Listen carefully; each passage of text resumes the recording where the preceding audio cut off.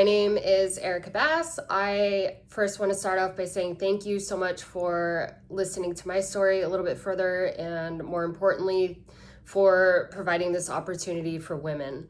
I am 39 years old. I will be 40 this year in December, and it's one of the many reasons I would love to run another 100-mile race. I would love to celebrate my 40th milestone with 100 miles. I am born and raised in San Diego. I still live here now, never left. I have 2 little girls. I have a husband who's extremely supportive of my running passion.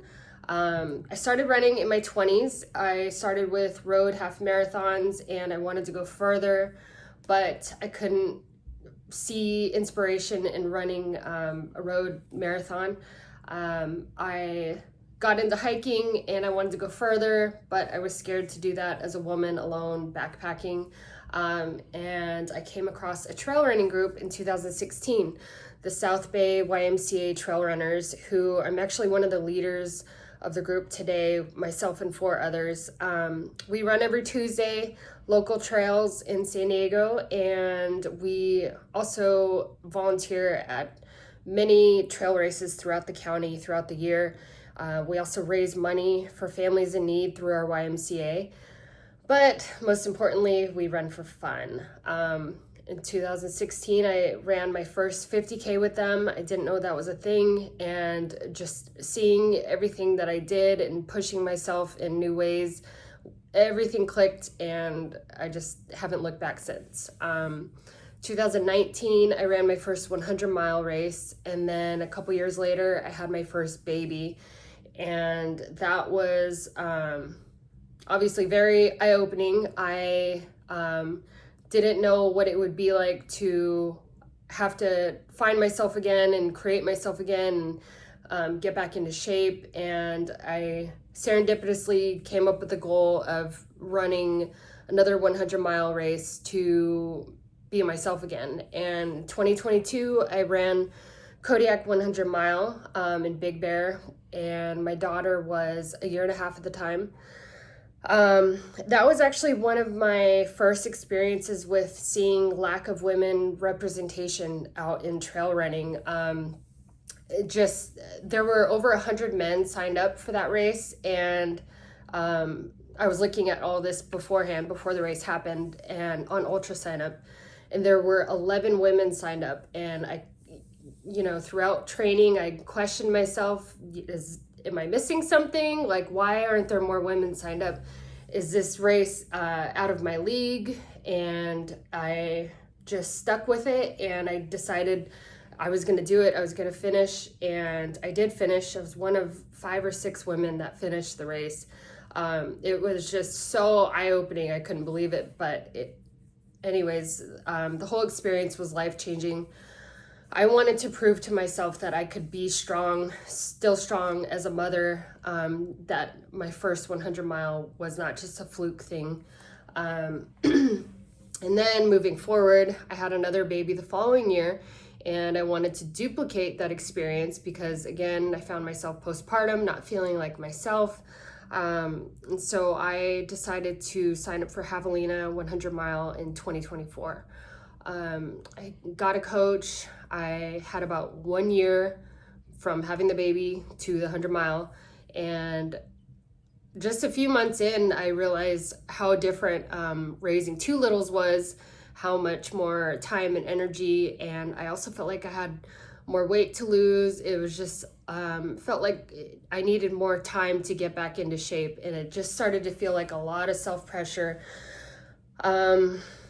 It started to feel more forced than I wanted a 100-mile race to feel like. To me, that distance is very special. I respect it. I never want to force it.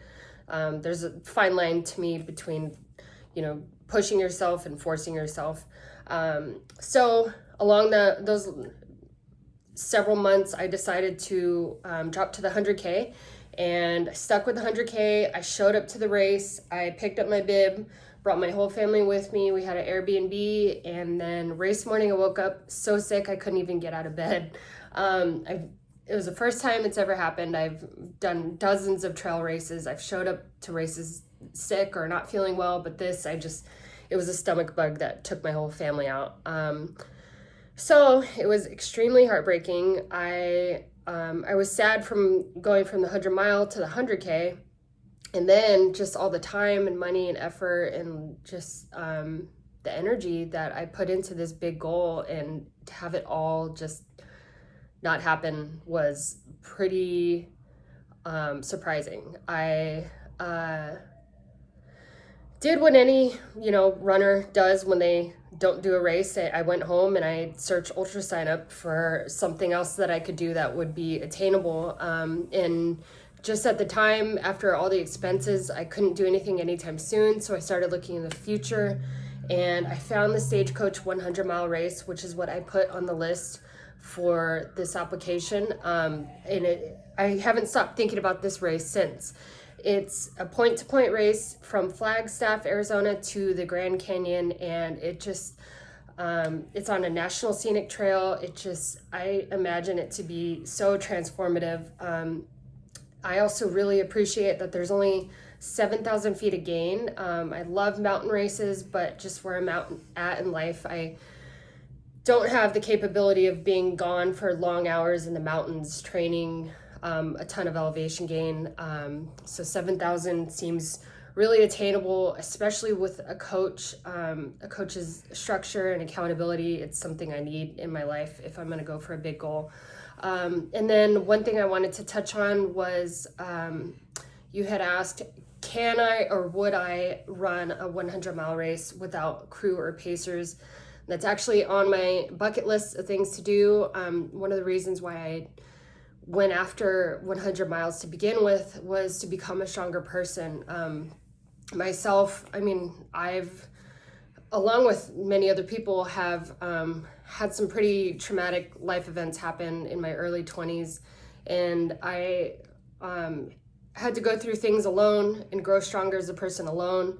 And I think if we're gonna do 100 miles, for me personally, I want to be able to do it alone. I've done it both times previously with support, and I love and appreciate community support like no one else, but I want to be able to do it alone, and I want to know that I can do it alone. And then just the extra help